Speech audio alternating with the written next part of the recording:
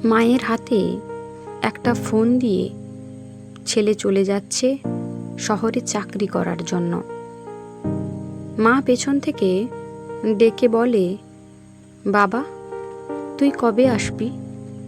তোর জন্য আমার খুব চিন্তা হবে। ছেলে বলে, চিন্তা করার কোনো কারণ নেই মা, তোমাকে আমি কল করব, প্রতিদিন তোমার খবর নেব মা। বলে বিদায় নিল। মা বললেন, ঠিক আছে, তুই আমাকে সময় করে কল করিস, আমাকে ভুলে যাস না। ছেলে শহরে গিয়ে 2-1 দিন ফোন করে, তারপর ধীরে ধীরে কল করা বন্ধ করে দেয়। মা এদিকে অস্থির, কি হলো আমার ছেলের, আমাকে কল করে না কেন? মায়ের মন মানছে না। একদিন বাজারে গিয়ে মা তার মোবাইলটা দোকানে দেয়। দোকানদারকে বলে, মোবাইলে কি সমস্যা হয়েছে দেখুন তো। আমার ছেলে আমাকে যাওয়ার সময় ফোনটা দিয়ে বলেছে প্রতিদিন কল করবে, কিন্তু অনেক দিন হয়ে গেল, কোনো কল আসছে না। কি সমস্যা হয়েছে দেখুন তো। মেকানিক চেক করে দেখে মোবাইল ঠিকই আছে।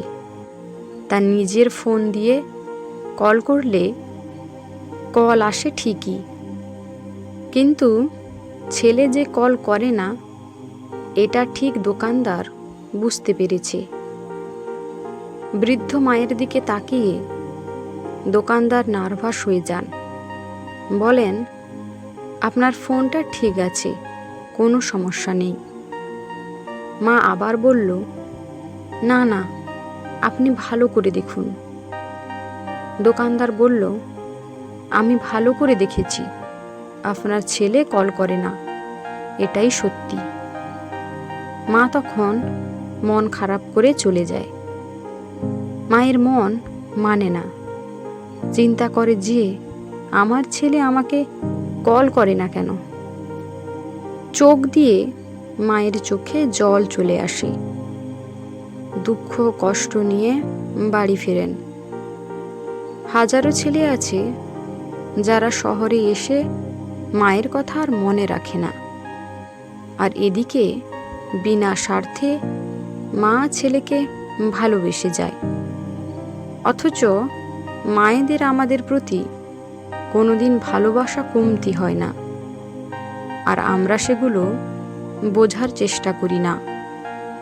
হে পরম করুণাময়, আমাদেরকে বোঝার শক্তি দিন এবং সকল মা বাবাকে সুস্থতা ও দীর্ঘায়ু দান করুন।